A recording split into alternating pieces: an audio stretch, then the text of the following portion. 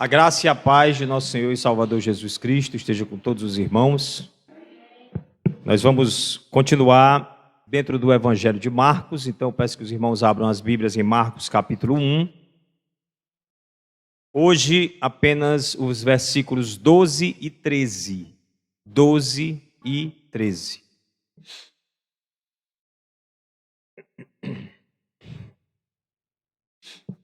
Hoje, se Deus permitir, nós vamos terminar a primeira parte do Evangelho de Marcos, aquilo que é chamado de prólogo. Prólogo é uma espécie de introdução, é aquilo que vem antes da fala principal. Do versículo 1 até o versículo de número 13, Jesus não iniciou ainda o seu ministério. Do versículo 1 até o versículo 13, que nós vamos chegar hoje no 13, nós vemos 3 eventos aqui narrados pelo evangelista Marcos, que é um evangelista muito resumido, muito ágil, ele não fica muito em detalhes, ele já vai logo direto ao ponto, direto ao assunto. E as 3 histórias, ou os 3 eventos que ele narra aqui, e que nós já trouxemos em 3 pregações passadas, é sobre o aparecimento de João Batista, depois sobre o batismo de Jesus, que aparece ali para ser batizado por João Batista, e agora, os versículos que veremos hoje, a tentação a qual Jesus foi submetido, que os irmãos conhecem bastante em outros evangelhos, em que narram com mais detalhes, dizendo que tentações foram, como é que foram essas tentações, mas você observa junto comigo no evangelho de Marcos, no capítulo 1, versículo 12 e 13, que Marcos diz apenas assim: e logo o Espírito o impeliu para o deserto, onde permaneceu 40 dias, sendo tentado por Satanás. Estava com as feras, mas os anjos o serviam. Apenas esses 2 versículos. E logo o Espírito o impeliu para o deserto, onde permaneceu 40 dias, tentado por Satanás. Estava com as feras, mas os anjos o serviam. É assim que Marcos termina o seu prólogo, a sua introdução, mostrando, apresentando para nós o Rei dos Reis, o Senhor dos Senhores, o Filho de Deus, o servo sofredor. É assim que ele termina essa apresentação. No domingo passado, aliás, no sábado passado, perdão, nós vimos o batismo do Senhor Jesus e que ele, sendo batizado por João, houve algo muito lindo e profundo, os céus se rasgaram, o Espírito do Senhor desceu em forma corpórea como uma pomba sobre a cabeça de Jesus, e uma voz saiu dos céus e dizia assim: eis aí o meu Filho amado, em quem a minha alma se compraz, em quem eu tenho prazer. Um testemunho do Pai, um testemunho do Espírito Santo, sobre quem é a pessoa de Jesus que estava ali sendo batizado. E Marcos diz que logo depois do batismo ele foi para o deserto. Ele foi para o deserto. Mas ele não foi porque quis, digamos assim. Não diz aqui porque quis ele foi para o deserto. Diz que o Espírito o impeliu para o deserto. A palavra impeliu aqui é a mesma que Marcos vai utilizar várias vezes quando ele diz, porque ele vai dizer muitas vezes, ele vai contar muitas histórias em que Jesus expulsou demônios. E a mesma palavra que Marcos utiliza para dizer que o Espírito Santo impeliu Jesus para o deserto é a mesma que ele usa quando Jesus expulsava demônios. Parece estranho, mas não é. O Espírito que veio sobre Jesus, entrou em Jesus e agora está em Jesus, e o Espírito que está em Jesus o impulsiona, num impulso incontrolável, como se estivesse expulsando Jesus para o deserto, mas logicamente que não é expulsando, é impulsionando. Eu só quero destacar que era muito forte em Jesus o impulso, o desejo, não digo nem o desejo, mas a necessidade de ir para o deserto. O Espírito o conduziu ao deserto logo após o batismo.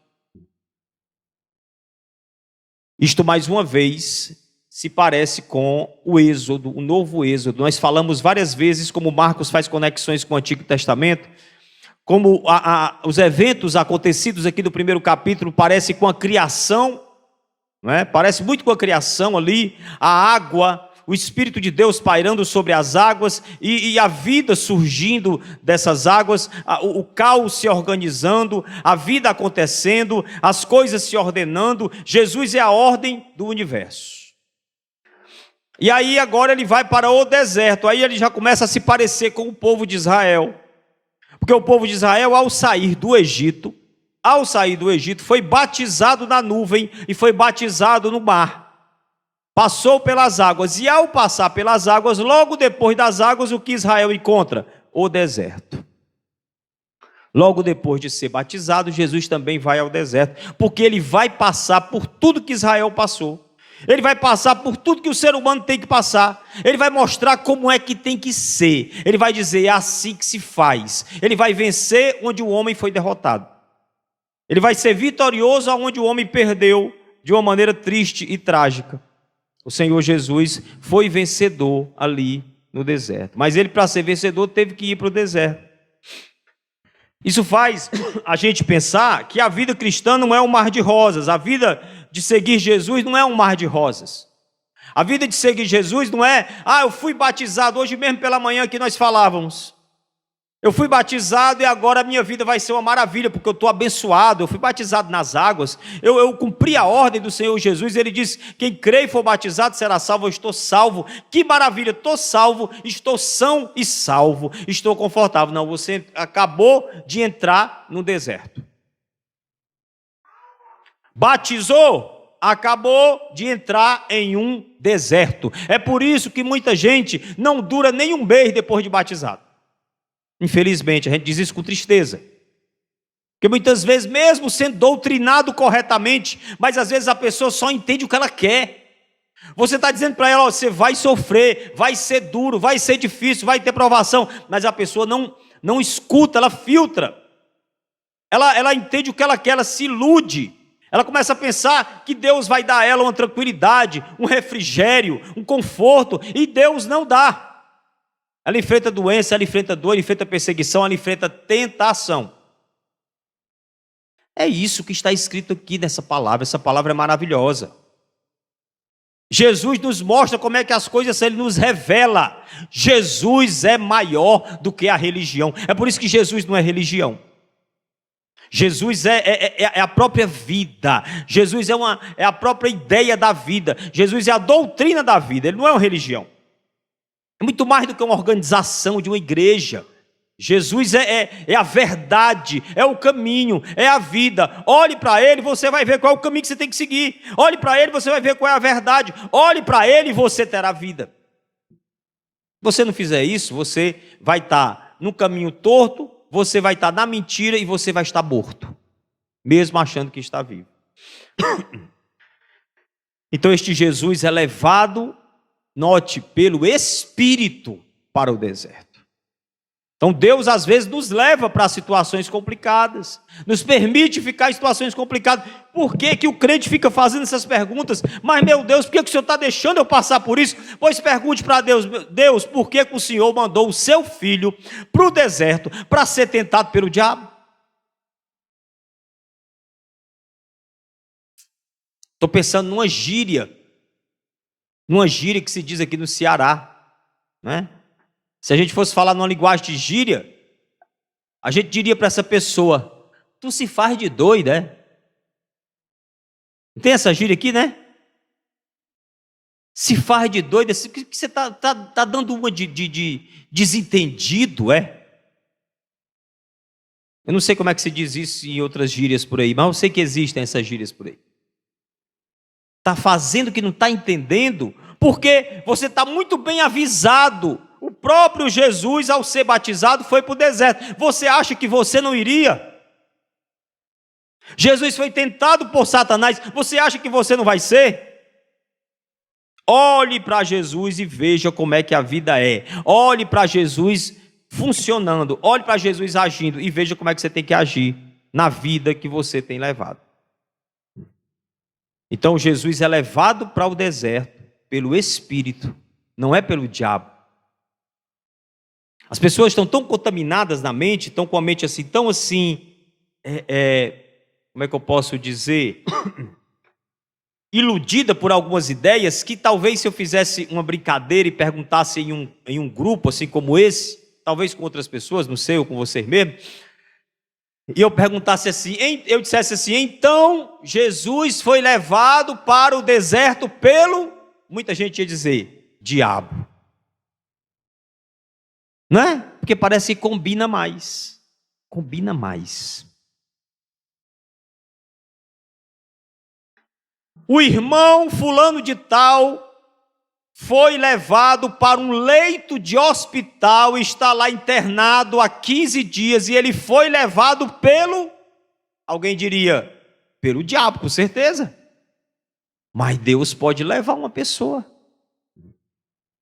Nós temos um irmão que está nessa situação e ele testemunha dizendo, eu estou aqui para pregar o evangelho. Ele está nesse momento internado e ele disse, eu estou aqui para pregar o evangelho. Amém? Que assim seja, que ele tenha discernido mesmo isso. Então Deus às vezes nos leva para situações complicadas. Irmão. Como é bom quando a gente sabe disso. Porque a gente não fica em crises existenciais. A gente não fica com a noia na cabeça pensando, mas como é que pode eu estar aqui? Não, você já entende por que você está aí. Você entende. É claro que a gente quer o melhor, a gente quer o conforto, a gente quer a saúde, mas às vezes o que a gente tem é um deserto. Mas esse deserto é necessário. Esse deserto é necessário. E é o Espírito quem nos impele para lá, assim como impeliu Jesus. Então há uma soberania de Deus no Espírito Santo que nos impele para situações que nós podemos chamar de quê? De deserto.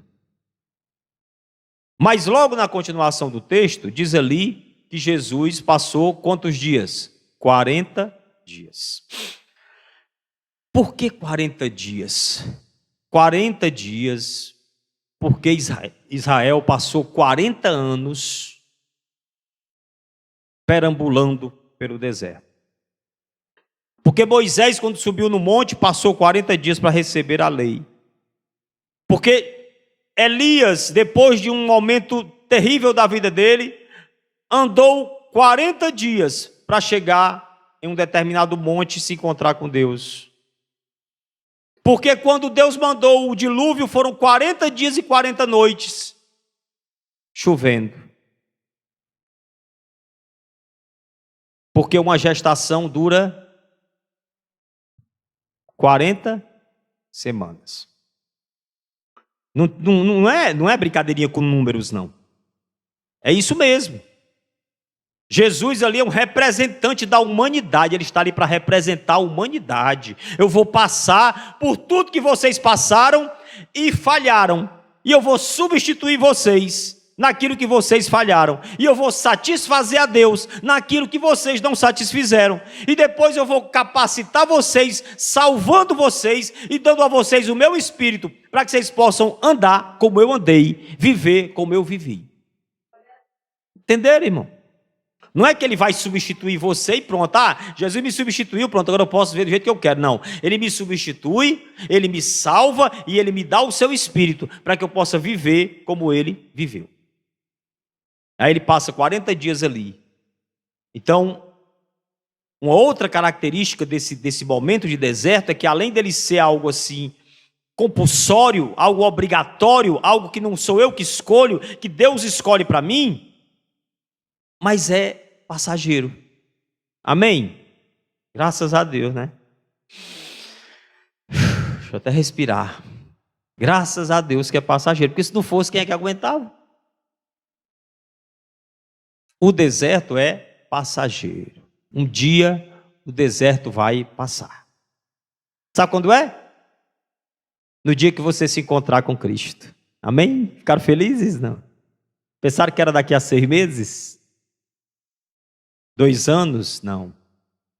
Quando nós nos encontrarmos com Jesus, este deserto vai passar, porque quem saiu do Egito, atravessou o Mar Vermelho, batizado nele e também na nuvem, e entrou no deserto, e passou 40 anos, estava nesse processo e nesse caminho, para chegar na Canaã.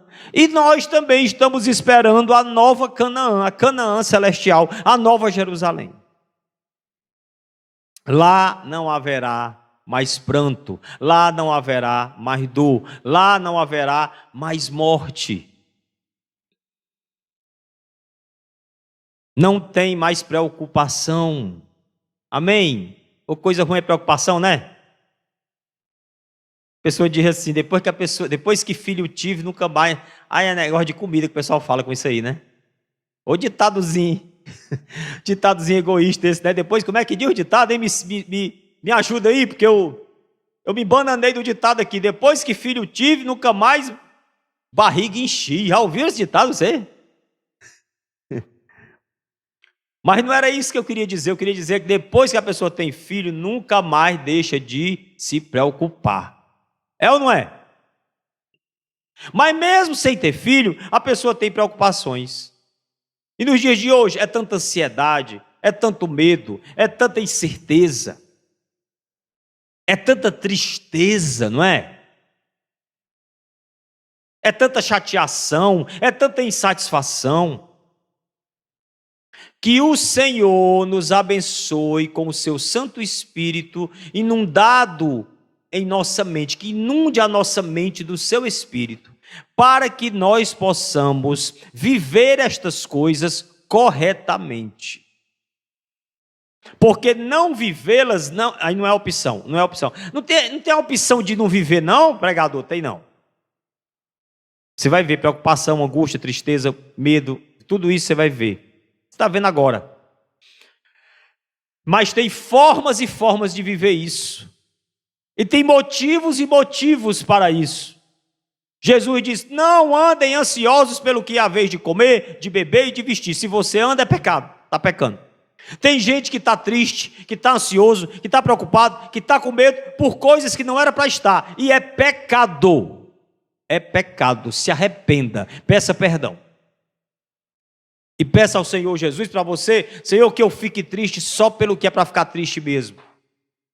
Porque os teus servos ficaram tristes, os teus apóstolos ficaram tristes em alguns momentos. Porque estavam muitas vezes sozinhos, porque um irmão estava padecendo uma doença, porque o evangelho estava sendo obstacularizado de alguma maneira, por motivos corretos e não por motivos egoístas. Estou triste porque eu estou me sentindo feio. Estou triste porque não estou arrumando uma namorada. Estou triste porque não passei nisso, naquilo. Estou triste porque estou liso. Irmão, me desculpe aí, irmão. Desculpe, você sabe minha profissão, né? Você sabe. Me desculpe, a minha profissão me obriga a compreender. Eu gosto de compreender as pessoas, mas eu creio em um Deus e um Espírito deste Deus que, estando dentro de mim, me faz vencer este tipo de tristeza e de perturbação. Ele faz. Ele faz porque ele me mostra coisas muito grandes. E às vezes, por oportunidade da minha profissão, e quando se abre uma porta, eu digo assim para as pessoas assim, olha, às vezes vem uma palavra na minha cabeça, depois de ela me dizer tudo, eu digo só assim, olha, transcenda. Aí a pessoa pergunta, o que é isso aí? Aí ela me dá a chance de dizer alguma coisa, e eu digo aqui para vocês, transcender é olhar além. Amém? Olhar além, olhe além disso aí. Até o povo que não crê, o povo que não tem fé, o povo científico, o povo que gosta do espaço, eles dizem assim, às vezes quando eu saio e observo as estrelas, que só dá para fazer isso com qualidade, ou no interior assim, muito escuro, né? Numa cidade assim, numa localidade muito escura, ou então o sujeito tendo um telescópio, uma luneta. Aí a pessoa diz, quando eu observo aquela imensidão, aquela quantidade de estrelas, de astros, eu vejo o quanto eu sou pequeno. Vocês já viram na internet esses vídeos que vão mostrando assim, vai mostrando a terra assim, tipo assim, tá mostrando aqui o nosso bairro que se chama Bom Sucesso. Aí mostra o bairro Bom Sucesso, bem grande, né? Aí vai subindo, subindo, subindo, aí de repente você vê Fortaleza, aí você vê o Ceará, aí você vê o Nordeste, você vê o Brasil, aí você vê a América do Sul, não é assim? Aí você de repente tá vendo o globo terrestre, aí de repente você só vê um pontinho desse tamanho. Aí precisa ter uma setinha apontada. Aí a setinha está apontada e assim, você está aqui. Nesse pontinho que quase ninguém vê. Aí a gente vê o quão pequeno a gente é diante de um universo tão grande. E eu estou falando que nem os ateus. Ateus têm esse pensamento. Aí eles dizem assim, aí nessa hora, quando eu vejo o quanto eu sou pequeno diante de um universo tão grande, aí até meus problemas diminuem. Eles dizem assim. Eu vejo como eu estava chateado por uma besteira. Não é assim? Esses dias eu vi uma entrevista de uma moça de 17 anos de idade que ela sabe que vai morrer daqui a 6 meses. Ela tem um câncer que está espalhado pelo corpo dela. Uma metástase, ainda está espalhado já. Não tem para onde correr. Ela sabe que vai morrer. E ela deu uma entrevista de quase 2 horas. Ela falou, e muitas vezes o entrevistador se emocionou bastante, né? E o sonho dela é casar, ela vai casar com um rapaz que ela está ali noiva. Já casou, né? Pois é. E aí, aqueles comentários, eu vou lá e olho os comentários, e uma pessoa botando lá, aí disse assim, meu Deus, depois de eu ver esse vídeo, eu vi como eu sou idiota em ter me irritado com as birras da minha filha de 2 anos. Talvez esse cara estava possesso de raiva, né, da filha, dizendo, esculhambando, talvez, praguejando, meu Deus, não aguenta essa menina, não sei o que. Ele assistiu a entrevista da menina de 17 anos, que tem um prognóstico de morrer daqui a 6 meses, se o Senhor não intervir com algum milagre, se o Senhor quiser, ela não morre. Mas normalmente esses prognósticos acertam, não é, irmão? Normalmente, não considerando uma mão miraculosa do Senhor, quando o médico diz assim, tem 6 meses, é 6 meses mesmo, né? E aí ele assistiu aquilo e comparou com a vida dele e funcionou. E nós aqui, meus queridos, não precisamos olhar para a vida desta jovem e nem olhar para o universo. Nós olhamos para o Deus eterno que está acima de qualquer coisa, que é maior do que tudo, que é maior do que todos, que os céus dos céus não podem contê-lo, que o universo cabe na palma da mão dele. Aí você olha para um Deus tão grande, aí você começa a sofrer só pelas coisas certas. Por mais que alguém aqui tenha história de sofrimento, todo mundo tem história de sofrimento. Até eu. Quem olha para mim assim pensa até que eu não sofro, né, irmão? Mas o Jó, hein? Jó, do livro de Jó. Alguém teria coragem, será que algum irmão da atualidade nossa, no mundo inteiro, teria coragem de dizer assim, eu estou sofrendo mais do que Jó? Eu acho muito difícil alguém ter essa coragem. E o Jó chegou num ponto que ele foi tão apertado pelo sofrimento, mas ele não blasfemou. A aposta de Satanás não se cumpriu. Satanás apostou que ele blasfemaria quando ele fosse apertado no nível da sua própria carne. Então, depois de perder todos os seus bens, depois de perder os seus filhos, depois de perder a sua saúde por inteiro, ele não blasfemou. Não blasfemou. Mas, irmão, ele foi tão apertado, e aqui nós não estamos julgando Jó de forma nenhuma, que ele, embora não blasfemasse de Deus, mas ele amaldiçoou algo. Não sei se os irmãos se lembram. Ele amaldiçoou o dia do nascimento dele. Ele diz: que dia triste foi aquele em que disseram, nasceu um menino. Era melhor que tivesse sido um aborto. Dá para compreender, não dá, irmão? Mas ele estava errado. Ele não chegou no ponto da blasfêmia, ele não chegou no ponto da infidelidade, mas veja o que um sofrimento intenso faz com uma pessoa. Ele chegou na margem, ou como diz aqui no Ceará, nas beiras da amargura. E aí ele faz esses questionamentos para Deus: por que eu nasci? Eu não devia ter nascido, era melhor não ter nascido, Senhor. Aí o Senhor aparece num redemoinho para ele. Leia o livro de Jó. E o Senhor começa a fazer perguntas para Jó. Perguntas. E as perguntas que Deus faz para Jó são exatamente aquelas que têm a ver com o que eu estou falando aqui. Porque ele diz assim: ei Jó, vem cá, está com teus problemas aí, né? Você está com os teus problemas aí.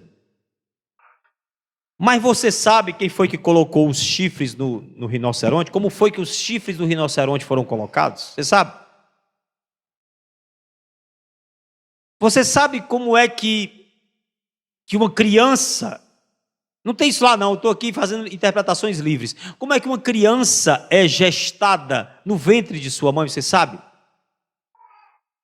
Você sabia, Jó? Só são duas células, não sabia, Jó não sabia, nós sabemos hoje, né? Duas células que se juntam. Um gameta masculino, um gameta feminino, eles se juntam, formam uma célula maior que se chama ovo ou zigoto. Aquilo começa a sofrer um monte de mitoses e vai se dividindo, se dividindo, se dividindo. Aí acontece um monte de processos e o ser humano... Você sabe disso, Jó? Ele perguntou isso, agora está na Bíblia. Você sabe onde é que você estava? Ele nem pergunta você sabe, ele pergunta onde é que você estava quando eu criava as estrelas. Porque você sabe que eu criei as estrelas. E você estava onde nessa hora que eu criei as estrelas? E que eu chamava cada uma delas pelo nome. Você sabia, Jó, que eu sei o nome de todas as estrelas? Olha aí para onde é que Deus levou o Jó. Ele levou para a imensidão das coisas criadas, para o grande poder de Deus. E aí o Jó entendeu qual era o lugar do sofrimento dele. Então, meu irmão, minha irmã, nem tanto ao mar, nem tanto à terra, nem 8, nem 80. Não se trata da gente desprezar o sofrimento que a gente tem, mas também não se trata da gente superestimá-lo. São dois erros. Às vezes, as pessoas ou a gente mesmo, a gente despreza, a gente renega, a gente faz de conta que não está sofrendo quando a gente está. Isso é errado, eu tenho que admitir, eu estou sofrendo, está doendo aqui, é desse jeito, a dor é essa. Mas também eu não posso fazer disso a minha vida, eu não posso fazer disso o meu Deus, eu não posso viver a minha vida em função do meu sofrimento. Eu preciso transcender e olhar para o Deus que está além do meu sofrimento. Amém? Quando eu era adolescente para jovem, tinha uma frase no meio evangélico, porque o meio evangélico gosta de moda também. Todo canto tem moda. Esse dia mesmo eu estava falando aqui com a Saniela, hoje, agora, sei lá, foi agora, nesse instante. Que tinha uma palavra que o pessoal falava, a palavra rema. Vocês já ouviram essa palavra? Rema? Ouviram, né? Quem é que ouve falar disso hoje? Era uma moda, né? Tinha uma moda, a palavra rema. Que era uma palavra assim que Deus... tinha um logos, que é o que Deus falava a todos, e tinha a palavra rema, que era uma revelação assim particular. Essa palavra que é só para o Rômulo, essa palavra que é só para o Edmar, é a palavra rema. Foi uma heresia que inventaram aí. Então o meio evangélico ele gosta de modas, né? E tinha uma frase da moda, a frase era assim: não diga para o teu Deus o tamanho do teu problema. Alguém lembra do resto?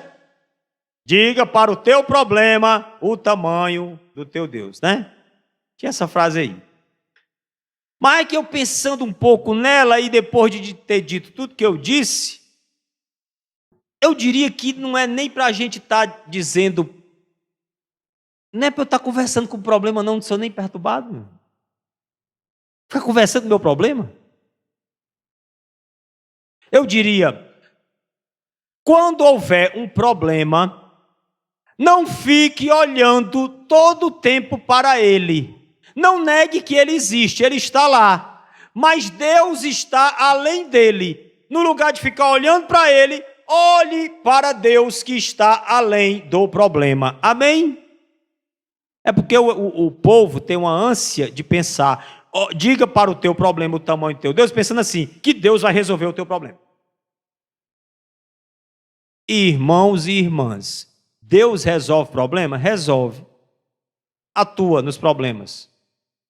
Mas não seja ingênuo. Você e eu sabemos, 99% das pessoas que estão aqui têm idade suficiente para saber que a vida é feita de uma sucessão de problemas. E quando você resolve um, é apenas para que venha outro. Ou não é? Então, se você for viver a sua vida em função de problemas e da resolução deles, você vai enlouquecer. Transcenda, olhe para Deus. Deus está acima dos problemas. Deus está acima dos problemas. Aquele salmo lá, como é que diz aquele salmo? Que ele diz que elevo os meus olhos para os montes, né? De onde virá o meu socorro? Dos montes? Não. Daquele que está além dos montes. Daquele que criou, inclusive, os montes. Transcenda, meu irmão. Está no deserto? Transcenda. O que é transcender? Olhar além. Olhar além. Olha aqui para mim e me responda aí mentalmente. Me responda mentalmente. Você está lendo e meditando na palavra do Senhor diária e frequentemente, sistematicamente? Você está orando ao Senhor com frequência, com intensidade, com busca e com fervor e com sinceridade? Você está comungando, congregando, junto com os seus irmãos, se relacionando em amor e serviço e adoração com eles? Você tem feito isso diariamente? Isso é parte da sua vida? Isso é parte da sua rotina? Isso faz parte de quem você é? Sim ou não? É só para você pensar. Porque se não faz, irmão, se você não está fazendo nada disso, como é que você está querendo ter paz? Como é que você está querendo descansar? Como é que você está querendo aguentar? Porque não dá para aguentar a vida sem isso. Há um tempinho atrás eu fiz uma pregação aqui, em que eu disse e repito, que nós somos seres totalmente dependentes. Todos nós somos dependentes. Nós não conseguimos viver sozinhos. Nós não aguentamos a vida sozinhos. E aí, tem pessoas que comem, tem pessoas que bebem, tem pessoas que fumam, tem pessoas que cheiram, tem pessoas que injetam, tem pessoas que se relacionam, relacionamentos casuais e múltiplos, né? Tem pessoas que viajam, tem pessoas que esperam pelo fim de semana, sempre esperam pelo fim de semana, existe até uma expressão americana que foi trazida para o Brasil, chama happy hour, hora feliz, é quando termina o trabalho, a pessoa está sempre esperando. Eu estou de manhã esperando para chegar de noite, eu estou de noite esperando que chegue sexta-feira, sextou, agora sim o fim de semana chegou, mas já veio a segunda, e aí fica sempre nesse negócio, e a pessoa fica tentando se drogar com um monte de coisas para poder conseguir aguentar a vida. Porque a vida é dura, é curta e é incerta. Mas nós, os crentes, somos privilegiados, porque a nós foi revelado que o Senhor nos dá o seu Espírito. Nós também não aguentamos viver sozinhos. Nós também precisamos de algo para nos embriagar, por assim dizer. Por isso que Paulo diz, não se embriaguem com vinho, encham-se do Espírito. Não está errado dizer, não se embriague com vinho, se embriaguem do Espírito Santo. Se apoiem nele. Estejam nele. Vivam nele para que vocês possam aguentar o deserto que é essa vida, irmão. Irmão, vocês não acham não que a vida é um deserto? Desculpa aí eu conduzir vocês. Estou induzindo a resposta de vocês. Eu sei, parece desanimador, mas nós sabemos que tem umas coisinhas boas na vida, né? Tem umas coisinhas boas, tem uma águazinha gelada, tem um suquinho, tem uma pizzazinha, um sorvetezinho, uma praiazinha, não tem? Filmezinho bom, né? Uma conversa boa com os irmãos. Mas, irmão, eu tenho impressão que é mais rojão. Se você for botar no papel e contar, é mais rojão que a gente tem. É mais bucho que a gente tem, não é não, irmão? Ou como estão dizendo hoje, é mais BO. E haja BO. A vida está parecendo uma delegacia, só o que tem é BO. Para a gente aguentar isso só com alguma coisa assim, fora de nós, sozinho a gente não aguenta. Aí o povo usa um monte de entorpecentes, mas o povo de Deus se enche do Espírito Santo. Para aguentar o deserto, só estando cheio de quem? Do Espírito Santo.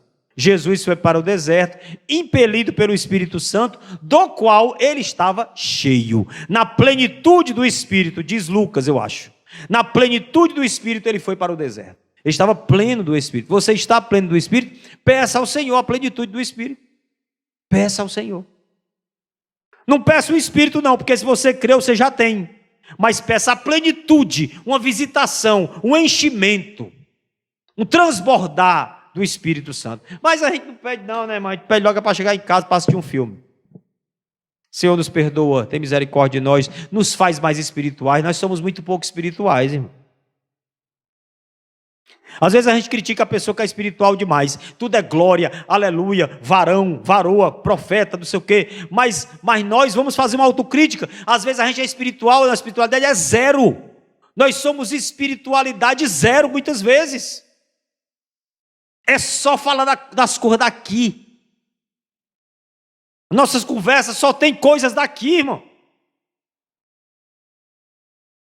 Fico constrangido, não, mas quando a gente sai do culto aqui, parece que acabou essa espiritualidade. Apesar de que eu posso dizer também que a espiritualidade está em tudo, ela pode estar em tudo sim, mas irmãos, muitas vezes nós estamos muito capturados pelas coisas daqui de baixo. Quem está capturado pelas coisas daqui de baixo não aguenta o deserto, não aguenta. Mas o deserto é transitório, ainda bem, e enquanto a gente está nele, mas só que esse ainda bem, não é querendo dizer que amanhã ele termina. É um transitório, mas é a vida toda. Vai acabar no dia que Jesus voltar para nos buscar. E nesse deserto tem experiências difíceis e intensas. Jesus estava no deserto e foi 40 dias tentado pelo diabo. Lucas e Mateus, eles dão a entender que depois de 40 dias o diabo apareceu, mas Marcos revela que ele passou 40 dias sendo tentado. Pensei que estava ali o texto, mas não está não. Mas está aí na Bíblia de vocês. Ele passou 40 dias sendo tentador. Então, enquanto estamos no deserto, ainda existem as tentações. Porque eu falei aqui de um monte de problema e não falei de tentação. E a tentação é o pior dos riscos e dos problemas que nós corremos. A tentação é um risco maior do que perder dinheiro, do que perder saúde, do que perder a consideração dos amigos, do que perder a atenção das pessoas que a gente gosta. A tentação é um perigo muito maior, porque ela nos leva para o maior mal, que é o pecado. E nesse deserto onde nós estamos, depois de termos sido batizados e cheios do Espírito, nós somos tentados pelo diabo constantemente. A Bíblia diz que ele está ao derredor, procurando a quem tragar, procurando uma brecha, para ver se consegue entrar na mente de alguém e tragar a fé desta pessoa. Vigiemos, tenhamos cuidado, tenhamos consciência de que essa batalha, essa luta está acontecendo nesse momento. Mas às vezes a gente está lutando contra outra coisa. O diabo é como às vezes um boxeador, um lutador, que ele faz que vai dar com essa, mas ele dá com essa aqui, entendeu? Ele faz que vai dar com a esquerda e dá com a direita. Enquanto você está olhando para uma coisa e lutando contra algo, ele está atuando numa tentação e você está caindo na tentação e não está percebendo porque você pensa que o seu problema é um quando é outro. Você pensa que o seu problema é um quando é outro. Meu principal problema é a minha saúde. Não é. Meu principal problema é porque eu estou sem dinheiro. Não é. São problemas sim, mas não é o principal nunca. O principal problema se chama pecado. E clame ao Senhor por socorro para que você não caia em tentações enquanto você está nesse deserto. Jesus não caiu, ele sofreu durante 40 dias tentações de toda espécie, de toda sorte. Para quê? Para ele poder entender na própria pele o que é que o ser humano passa. E ninguém pode dizer: ah, Jesus, o Senhor não sabe o que é que eu passo. Ele sabe, em tudo ele foi tentado e ele é fiel e justo para nos socorrer nas nossas tentações também que nós passamos. Então, até assim meio sem planejar tanto, eu estou percebendo aqui que o deserto tem uma característica de ter uma soberania de Deus que nos empurra para lá, tem uma característica de ter experiências assim muito intensas, não é? Muito fortes de tentação, tem uma característica de ser transitório, passageiro, um dia vai se acabar, e tem uma característica final que eu vou dizer para terminar essa mensagem de hoje. É que lá no final do texto diz assim: ele estava entre as feras. Talvez Marcos escreveu isso porque ele sabia que romanos iam ler, e irmãos que estavam em Roma passavam por muitas tribulações e dores, até chegar ao ponto de serem mortos no Coliseu, não é, diante de feras. E ali eles mostram: Jesus também se identificou com vocês, ele também teve experiência com feras ali no deserto, mas os anjos o serviram. Amém? Existem anjos. Existe uma vitória ali que está subtendida, que nós sabemos por causa de Mateus e de Lucas, que no final das tentações, Mateus e Lucas dizem que Jesus disse para o diabo: vai-te daqui, Satanás, porque só a Deus adorarás e a ele prestarás culto. E Satanás se retirou. Jesus venceu a Satanás no deserto. Jesus não caiu em nenhuma tentação. Jesus foi vitorioso e os anjos o serviram. Então, no final do deserto, irmão, tem vitória. Receba aí a vitória, irmão. Vitória contra o pecado, né? Devemos receber a vitória é certa. A vitória é, diz o louvor antigo, a vitória é daquele que contemplar ao Cordeiro, o Cristo, o leão da tribo de Judá, que foi morto e com o seu sangue pôde então comprar todos que com ele sobre a terra vão reinar. A vitória do Senhor é certa, aleluia. A vitória do Senhor é certa, aleluia. E Ele repartirá conosco esta vitória. Ele venceu por nós e nós também somos mais que vencedores nele. Amém? Receba isso em nome do Senhor Jesus. Amém e amém.